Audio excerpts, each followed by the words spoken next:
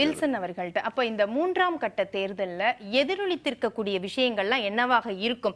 ஏதாவது மாற்றம் வந்திருக்குமா? இப்ப ஏற்கனவே வாக்காளர்கள் இவங்களுக்கு தான் போடணும் அப்படிங்கிற ஒரு மனநிலைமைக்கு வந்திருப்பாங்களா?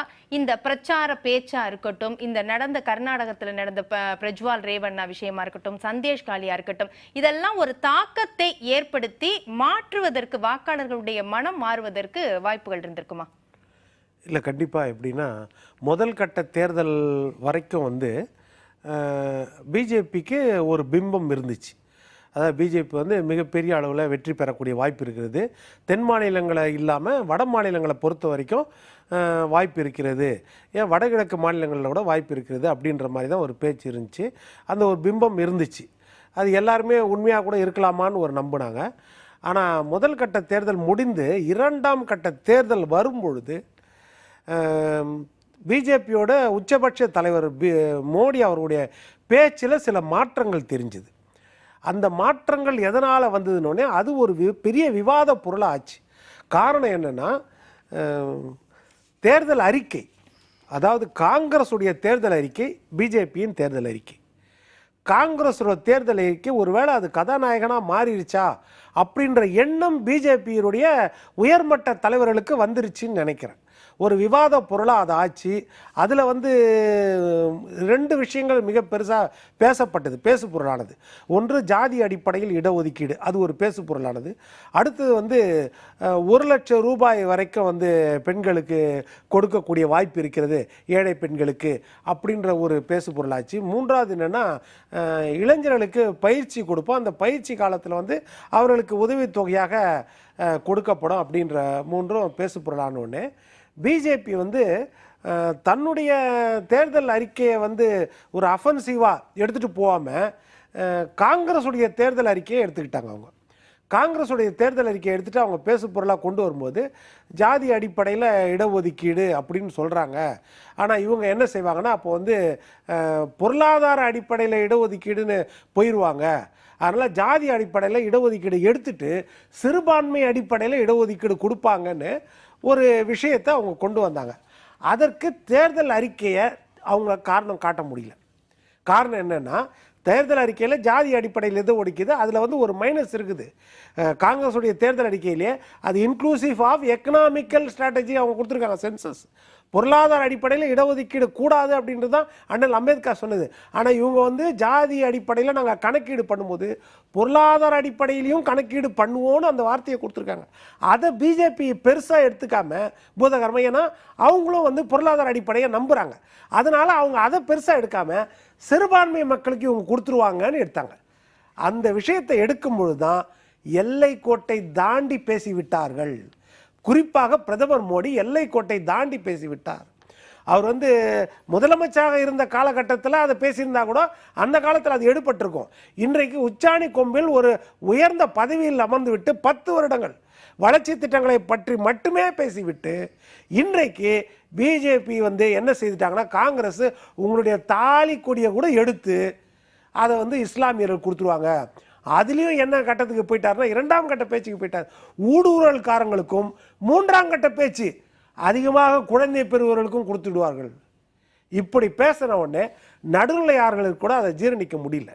என்ன இப்படி பேசுகிறாரு நம்ம பிரதமர் அப்படின்ற எண்ணம் வந்துச்சு. அதற்கு அவர் ஆதாரமாக கொடுக்கறது என்ன கொடுக்குறாருன்னா, 2007 மன்மோகன் சிங் பேசின பேச்சை கொடுக்குறாரு. 2007 மன்மோகன் சிங் வளர்ச்சி கவுன்சில் கூட்டத்தில் பேசுகிற பேச்சு. அது 30 டிசம்பர் அன்னைக்கு நம்ம சச்சார் கமிட்டி ரிப்போர்ட்டை கொடுத்த பிறகு 9ஆம் தேதி, ஜனவரி 9ஆம் தேதி அந்த கூட்டம், வளர்ச்சி கவுன்சில் கூட்டம் கூட்டுறதால அதில் அவர் பேசுகிறாரு. அதை காம்ப்ரமைஸ் பண்ணுறதுக்காக பேசுகிறாரு. ஏன்னா 12% இருக்கிற இஸ்லாமிய மக்களுக்கு 2.5% தான் நிர்வாகத்தில் இடம் இருக்குது, இன்றைக்கி ரெப்ரசன்டேஷன் பண்ணுறாங்க. அவங்க தாழ்த்தப்பட்ட மலைவாழ் மக்கள், அவர்களை விட மிகவும் குறைவான நிலைமையில் இருக்கிறாங்க, வறுமை கோட்டு கீழே இருக்கிறாங்க. அவங்க முன்னேற்றத்துக்கு ஏதாவது செய்யணும்னு அந்த அறிக்கை கொடுத்தோடனே அதற்கு பதில் சொல்லும் விதமாக ஏதோ ஒன்று பேசினார். அது கூட என்னென்னா, எல்லா சிறுபான்மை முதற்கொண்டு, அதே மாதிரி பிற்படுத்தப்பட்ட மக்கள், மலைசாதி மக்கள், பெண்கள், அப்புறம் குறிப்பாக குழந்தைகள் அப்படின்னு எடுத்துகிட்டு வந்து அதில் வந்து அவர் சொல்கிறாரு சிறுபான்மை குறிப்பாக இஸ்லாமியர்கள் அவர்களுக்கு முன்னுரிமை கொடுக்கணும் அப்படின்ற வார்த்தையை இவர் எடுத்துகிட்டு வந்த உடனே அது என்ன ஆயிடுச்சுன்னா ராஜஸ்தான் தேர்தலுக்கு குறிப்பாக அந்த தேர்தலுக்கு முன்னாடி அவர் வந்து இந்த பேச்சு பேசுகிறார். 2ஆம் கட்ட தேர்தலுக்கு முன்னாடி 27ஆம் தேதி நடக்குது தேர்தல், அதுக்கு முன்னாடி பேசுகிறாரு. பேசின பிறகு அது வந்து ஒரு விவாத பொருளாகுது, மிகப்பெரிய விவாத பொருளாகுது. ஆனால் காங்கிரஸ் என்ன செய்யுதுன்னா அதை வந்து கவுண்டர் அட்டாக் பண்ண முடியல காங்கிரஸாலையும். காங்கிரஸ் என்ன செய்தார்னா அது பொது வெளியில் கொண்டு வந்திருக்கணும். ஆனால் மல்லிகார்ஜுன கார்கே என்ன செய்கிறாருன்னா கடிதம் எழுதுறார் பிரதமருக்கு. கடிதம் எழுதப்படுறாரு, அதை பொது வெளியில் விவாதத்துக்கு கொண்டு வந்திருக்கணும். ஏன் அது கடிதம் எழுத வேண்டிய அவசியம் என்ன இருக்கு?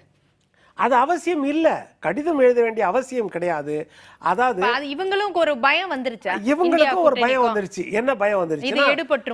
எடுபட்டுருமோ, போலரைஸ் ஆயிடுமோ, அதாவது ஒரு பக்கம் வந்து பெரும்பான்மை மக்களை ஒரு பக்கமா சேர்த்துருவாங்களோ அந்த எண்ணம் இவங்களுக்கு வந்துருச்சு. அப்ப ரெண்டு பேருமே அந்த அப்பீஸ்மென்ட் பாலிடிக்ஸ் உள்ள வர்றாங்கல்ல சார். ரெண்டு பேருமே இவரை நம்ம மோடி அவர்கள் நம்ம சொல்றோம், அவர் சொல்றாரு அம்பலப்படுத்த வேண்டிய நான் ஒரு கட்டாயத்துல நாங்க இருக்கிறோம் அப்படிங்கிறாரு. அப்ப சிறுபான்மைன்னு அவங்க போகும்போது பெரும்பான்மைன்னு பாஜக போகுதுன்னு எடுத்துக்கலாம். இல்ல, இல்லாத ஒரு பொருளை கட்டமைக்க மோடி முயற்சி பண்ணார். அதுதான் இப்ப காங்கிரஸ் வந்து இருக்கிறதையே அவங்க பிரஸ்தாபப்படுத்தல, அவங்க தேர்தல் அறிக்கையில் அவங்க கொடுத்துருக்கிறதே அவங்க பிரஸ்தாபப்படுத்தல. சிறுபான்மை மக்களுக்கு, தாழ்த்தப்பட்ட மக்களுக்கு, வறுமை கோட்டுக்கு கீழே இருக்கிற மக்களுக்கு நம்ம பிரதிநிதித்துவம் கொடுக்கணும்னு தேர்தல் அறிக்கையில் கொடுத்துருக்காங்க. வேற எந்த ஸ்பெஷல் இதுவும் கொடுக்கல தேர்தல் அறிக்கையில். ஆனால் இவங்க என்ன சொல்லிட்டாங்க, நீங்கள் பரம்பரையாக சேர்த்து வச்ச சொத்து, உங்கள் அப்பா சொத்து, அதுக்கெல்லாம் 55% வரி போட்டு அதை பிடுங்கி சிறுபான்மை மக்களுக்கு கொடுத்துருவாங்கன்னு பேசுகிறாங்க. அதற்கு கவுண்டர் பண்ண காங்கிரஸில் ஆட்கள் இல்லை. ஆனால் என்னன்னா காங்கிரஸை பொறுத்த வரைக்கும் மிகப்பெரிய கூட்டணி இருக்குதுன்னு சொல்கிறாங்க இந்தியா கூட்டணியில். ஆனால் அந்த தலைவர்கள் எல்லாம் தங்களது எல்லை தாண்டி பிரச்சாரத்துக்கு போக மாட்டாங்க. அது ஒரு டிராபேக் இருக்குது காங்கிரஸை பொறுத்த வரைக்கும், காங்கிரஸ் கூட்டணியை பொறுத்த வரைக்கும் இந்த டிராபேக் இருக்குது. ஏன்னா பேசக்கூடிய வாய்ப்பு நிறைய பேருக்கு இருக்குது, அதை கொண்டு போல. ஆனால் மோடி பக்கம் இப்போ என்ன ஒரு பெரிய டிராபேக்னா, கர்நாடகாவில் நீங்கள் சொன்ன பிரிஜல் ரேவண்ணா இந்த மிகப்பெரிய பாலியல் வன்கொடுமை வழக்கு வந்து மிகப்பெரிய அளவில் அது வந்து நடந்திருக்குது. எல்லா மக்களுக்கும் அது பிரதிபலிக்குது. அதனால் இது தேர்தலில் பிரதிபலிக்கக்கூடிய வாய்ப்பும் இருக்கிறது. அதனால் இன்னும் வந்து இந்த தேர்தல் பார்த்தீங்கன்னா கிட்டத்தட்ட 327 இடத்துல அங்கே வந்து ரெப்ரசன்டேஷன் எம்பிஸில் வந்து 94 இடத்துக்கு தேர்தல், அதில் 93 இடத்துக்கு தேர்தல் நடக்குது. ஆனால் என்னென்ன இந்த 93 இடத்துல என்னென்னா நீங்கள் நல்லா பார்த்தீங்கன்னா 68% பிஜேபி வெற்றி பெற்ற தொகுதிகள். 68% மொத்தத்திலேயே அவங்க வெற்றி பெற்றது 56%, 303 சீட்டு 543. இந்த மாநிலங்களில் இன்னைக்கு தேர்தல் நடக்க போகிற மாநிலங்களில் 327 சீட்டில் 68% பிஜேபி ஜெயிச்ச தொகுதி. அதுலேயும் 6 மாநிலங்கள், குஜராத்தில், பீகாரில், கர்நாடகாவில், அஸ்ஸாமில், மத்திய பிரதேசில், உத்தரப்பிரதேசில் வந்து 85% பிஜேபி ஜெயிச்சிருக்காங்க இந்த 6 மாநிலங்கள். அதனால பிஜேபிக்கு இது மிக முக்கியத்துவம் வாய்ந்த கட்டம், 3வது கட்டம். இது வந்து வாழ்வா சாவான்னு நிர்ணயிக்கக்கூடிய ஒரு இடம். அதனால ரொம்ப முக்கியத்துவம் பெற்ற தேர்தல் இந்த 3ஆம் கட்ட தேர்தல்.